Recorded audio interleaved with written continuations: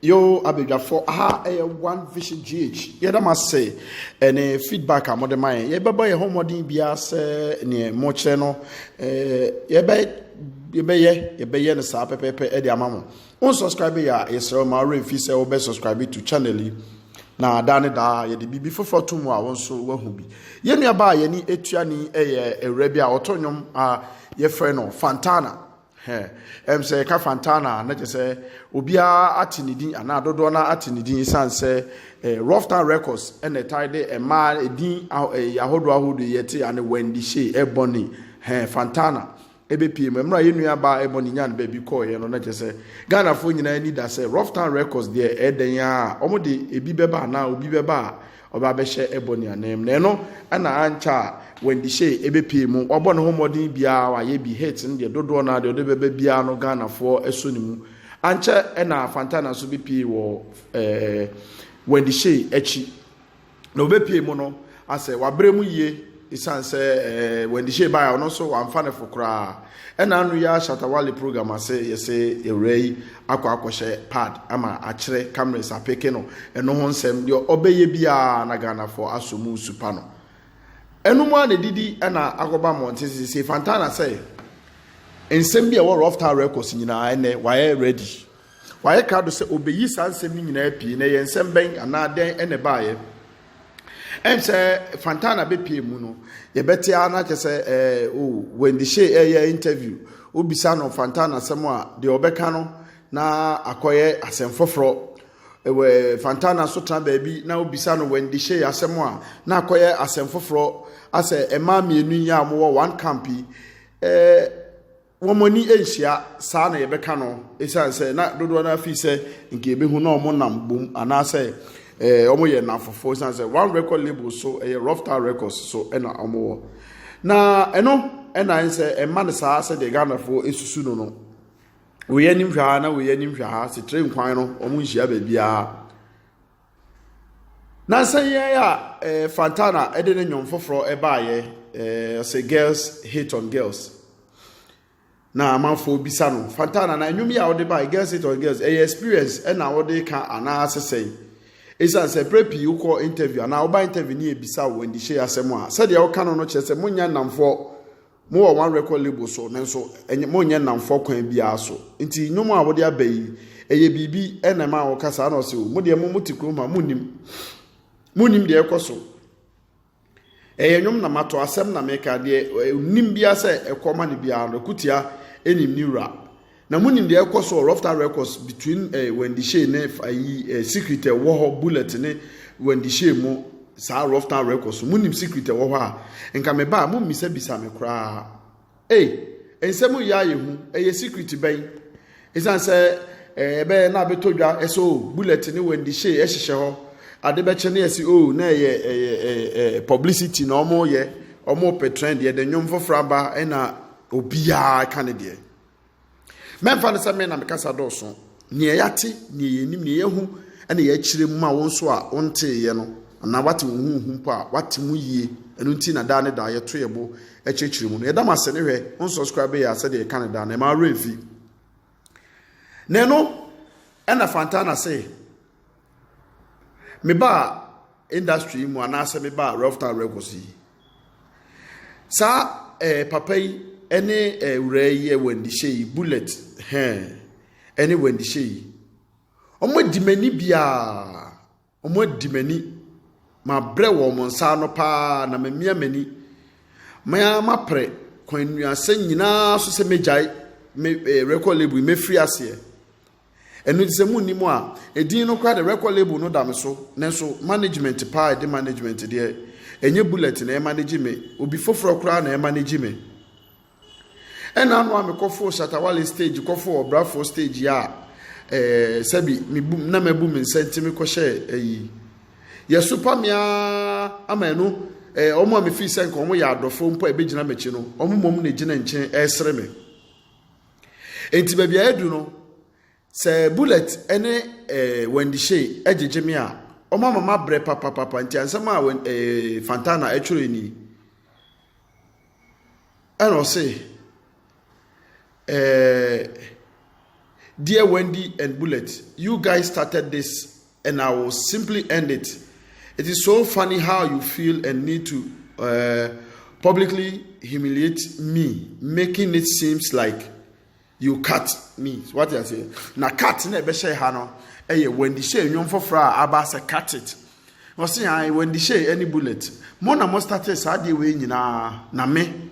Fantana mema eto atwa na eni ya ni wanim ya mo ho ya mesere mo ho ya metwe mo man look like mo na mo cut me from the label when the whole time I am the one who has been wanting to leave. Say mama na be yet say eye mo ene mo de mfoni aba monten aba say mo na mapam me we are seeing nyina man say nyina nim say there be me Fantana na ma prayer say me free record label ni so inti ade na mo pese mo ya mugu manim as say there mo na mapam me. You know my number, you know my house. You guys have bullied me and tortured me. Munim me fie, munim me phone number. Inti se bibi ana aba. Ade na de kro no mon frame, ade na mon mafie, na mon meka me de wo minkyerem so sei. Na mo mu pie mbonten. Se mo pese mugu manim ase. Se mo gu me manim ase a. Medi kan egu mo de. Ana se mom na mo amakwan se emra. I won't allow you guys to use me, play me and make me look like the bad guy. We all know the truth. The truth that you both are. It was so. Say I. My bremo. My mama nyane te say mo tete mia tete amode mafem no mo ya te say de me na me ye nipa bone na me ye boni aye na ma ye bia ma me wabra mo mienu no munim no kura ewom munim bibia ewom adan na mo nka no kura ewom se mama kwan de a me Fantana me so bebie bie nyoma so pa yi secret bia wo ho e de aba ama manfo so ehu say na ekoso. Since you guys want everything to be out, said the more peron, said the more persons say the more be a fara mo pese bibia MP Montano. Me my ready. Say me candy womu bia, me candy minim de womu bia fa mo mienu and I walk title walks out Wolf Town Records hono. Me candy nyina asem kese na Fantana de beyo. Asem kese pa na Fantana ede beyi. Na momeye misa say aso eyede asem pote ene wo ho. Ede ene wo Rough Town Records so ha ene Fantana say yemma no kwan mane ndwudwam.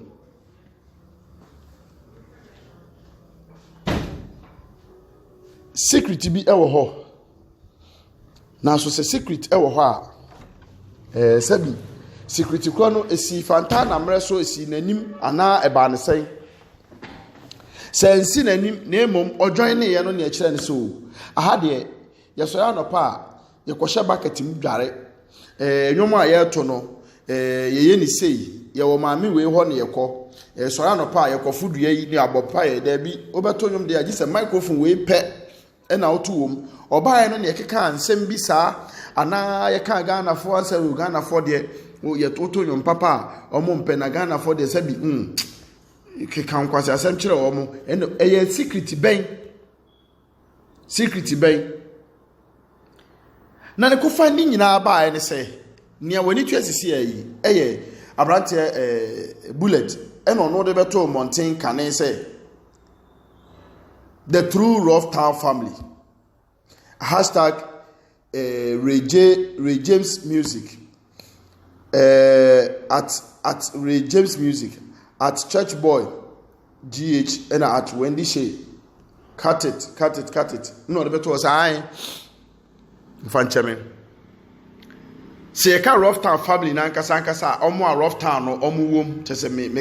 Rough Town where I'm down Ghana for Muni Meno. Enunye Bako, artist me and sa, and I see a also. Ray James Music. Church Boy GH and at Wendy Shea official cut it Kasokra sound of me and saying and our Rough Town Records so. Nano and a man for besides Yenim se Fantana or Rough Town Records so na bra what the list ya betu dwa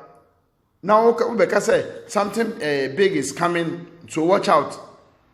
on this space because ye bi ba besia se bi besia na wo kire me say wapam Fantana ana say den na asi na odi nipa miensa din ebeto mountain say omo na ye the pure or the true Rough Town family when they say Fantana on come ho ana ana man for sure say ye bisa eno ena ma Fantana so far na say o semont bibi wo hompo o saakemi o se me na mi jai na obeba mountain abeye ni say dia yes wo wasi ubo pete se ubeguma ni mase na se ubeguma ni mase so dia me ntwen esanse secret ensam e wo ho ensam wo ho a me so mebro so na de ma ne ye esere kakra e wo nsam ya ye kan nyina no say Fantana no e tro ne brofo no say mo na maye mo na mo hya ase e na meto aso na me de secret bi abeba no enti muntwa so no e na okofa bai say okotro no catet said ye when ni hye nwom KUT cat no tie pepepe ti said ye mo na maka ateme aso enwom no na wo promote bi ana mumienu no mo hye da ato amane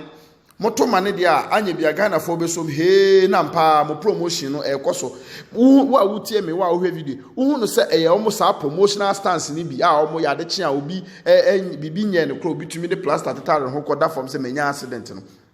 uhwa bibi sa wom ana yemfa nkwankyire kakra nkofa Fantana nyoma a woto girls hit on girls ma kasa ye omo ho atamfo no oba Rough Town mu no akasakasa bi ntokwa bi ewo ho nti ana ma na oni wandi hye nante mu nkoye ana ma ne ho se ma na kasa no omo ye omo ho atamfo ana se ko basa mpara Fantana efi record label yiso na ana Rough Town po na asake na ekwan a omo de fa so ni dia na yenhwe yemisa se dey pa na wo ho asembɛn na asi nti ene bullet eden list ebeka ball bank ebeka say the first 11 abetudwa the starting list for the abetudwa Fantana din any Rough Town records emu family no bullet kira Fantana eni ya yeka say onka ho biem se den na de ne be akoka ho se de mpo ne ba ya yi na fi mu no eyemre ene nkrabia ene be kire wo a wo hwe me wo a wutie me fa wadwen kire to wo ne sen aso wendi shey na awo no ho ama ya pam na free ho ana wendi shey slow competition na ama na aba ne sa na mfa nche me kasa ya no be fom baabi o slow competition na ama ya wo no ho ama ene ya pam Fantana na ya sembisa kire wadwen ya ni tua papa ya ehuni Reverend Obofo ekurum ha de waje ne din ye pa o cha de na o ya doye na o chebi na oni ni nua obinim to mane omo ho ene Reverend Obofo say ye na ote se osofo bi ka say asofo ni bi ye fake na mo ho ye ne twe mo ho ye ne sere na ono o kama obi a te say asofo a wo kurom ha asofo wo wiase omu nyina ye fake omu nyina ye fake na denti na okasa wo se obekasa obi ye ne nyame afre me nyame frɛ wo time ben ofro na hwan ni gina ho ofrɛ wo sen phone so ana obe tape wo da na obe frɛ wo se sore kwa na adwuma na de onim ni say ekurom ha ye de omampani kura esi so a Chief Justice ene so ani in Electoral Commission Electoral Commissioner o declare president nti anye bia no ye wadanse for ho na mo a nyame afrɛ me no ofrɛ wo sen wadanse di e kyese nyame frɛ wo ne sen se ukita Bible no gina abonten no ka asɛm ni bi no enti na wo de wo de si ho safo hene se nyame afrɛ wo na wo akokodro ka kyerɛ obi se obi ye fake na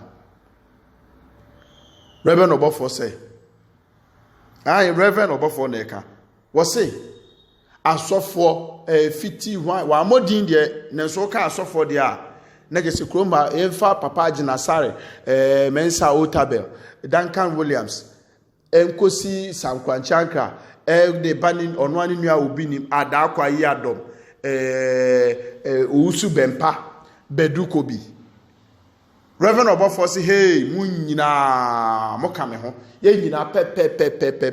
Ye nyina ye fake. Ye fake isan say nyame mfre obia. Ya na de pe ye de ye no. Ore Obafo adwen. De okai ne kwan so a. Ususu se den ene ma ne kasa. Isan sa ya na sofo ni bi e ka say omo ye fake. Den na osofo ne so hu ya e ma oka say obi ye fake. Eno asembisa yeto edi ejamo na afi yaba yenua Fantana ne Rough Town ensem ne so wadwen ekira osen enkofo eye publicity said the dad da omoye no ana hu se when the shade ne bullet ewo bibiye no ampampa sa bibiye no ana ahye so akoso ama ene Fantana ebepie mu a wantumi ene o mantena ifidua ba akum na wantumi ne o ma anya adwuma a ote ne hu na so ehu behia ene de omo kekan we ba social media no abeto amane we ba no abetui asema ba ofi senka social media no se omototo sansemi de mane omo sanse maye namfofo da matena fie ba koda sabi nsuo mpo bi a manom nsuo ba koda eye fe se omo betoto amane omo social media fa wadwenkyere efato ha eye